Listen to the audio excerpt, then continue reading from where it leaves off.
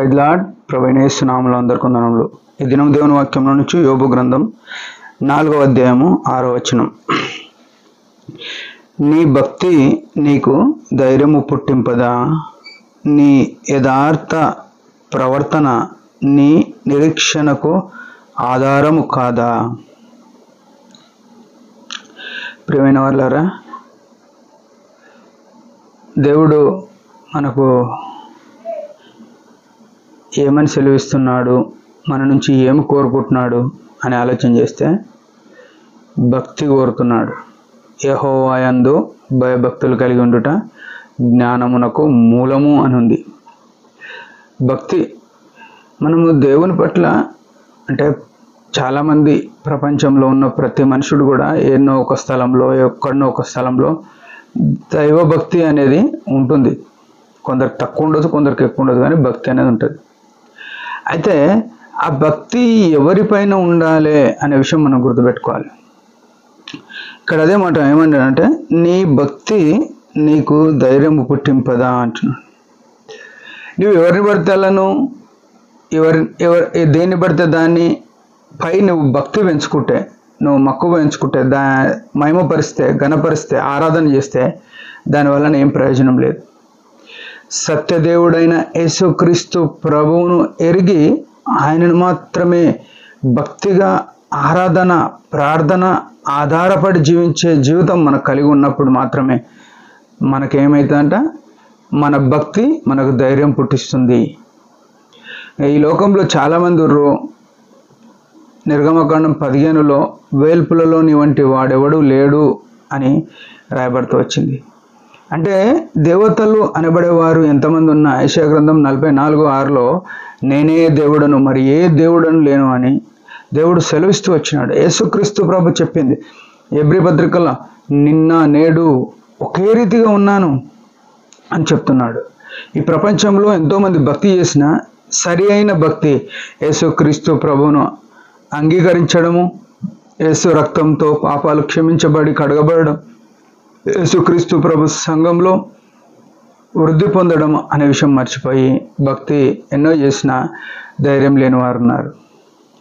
ధైర్యం అంటే ఈ మాటకు అర్థం ప్రకటన 21:8 వచనంలో ఏమంటుందంటే, పెరికివారు అని స్టార్ట్ అయ్యి చివరి వరకు అబద్ధికులు అందరూ అగ్నిగంధకములతో మండుగుండంలో పాల్గొందురు, ఇది రెండవ మరణం అని రాయబడి ఉంది.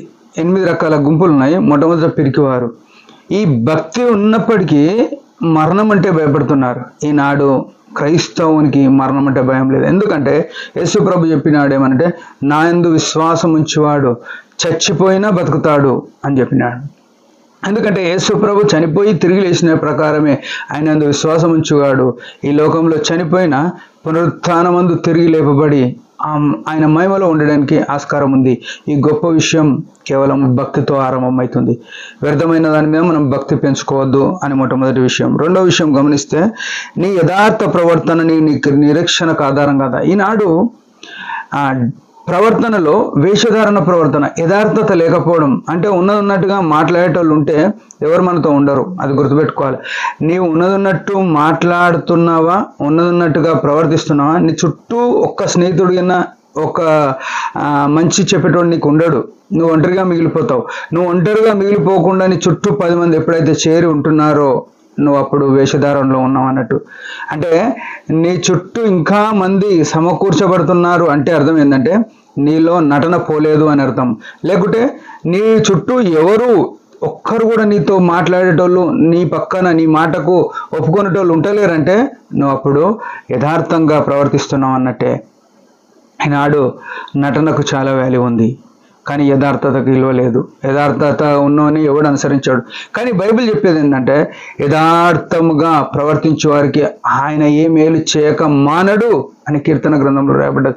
ఆయన మేలు చేసే దేవుడు. మేలు పొందాలంటే యథార్థమైన ప్రవర్తన కలిగి ఉంటే ఏమైందంటే మనకు ఆ నిరీక్షణకు ఆధారము మన యథార్థమైన ప్రవర్తన. ఆయన రాకడ ఎత్తబడతాం.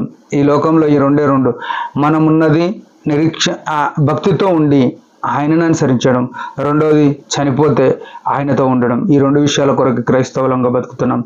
ఈ విషయం మనసులో పెట్టుకొని యథార్థమైన భక్తితో, యథార్థమైన ప్రవర్తనతో, యేసు ప్రభు మీద భక్తితో బతుకుదాం. దేవుని వలన మనం ఆశీర్వాదాలు పొందాం. దేవుడి మాట దించిన ఇంకా చిన్న ప్రార్థన. పరమ తండ్రి యేసు ప్రభు నామములో వందనాలు. ఉదయకాలం ఇచ్చిన ఆశను బడి స్తోత్రములు. నీ అందు భక్తి కలిగి, నీ యథార్థమైన ప్రవర్తన కలిగి జీవించుట కృపనియండి. నీ ఆత్మచిత్తమును వరదల చేసి నడిపించమని యేసు ప్రభు నమ్మదగిన నామములో ప్రార్థిస్తున్నాం తండ్రి. ఆమెన్. మీరందరి పరిచయం గురించి భారంగా ప్రార్థన చేయండి. Praise the lord.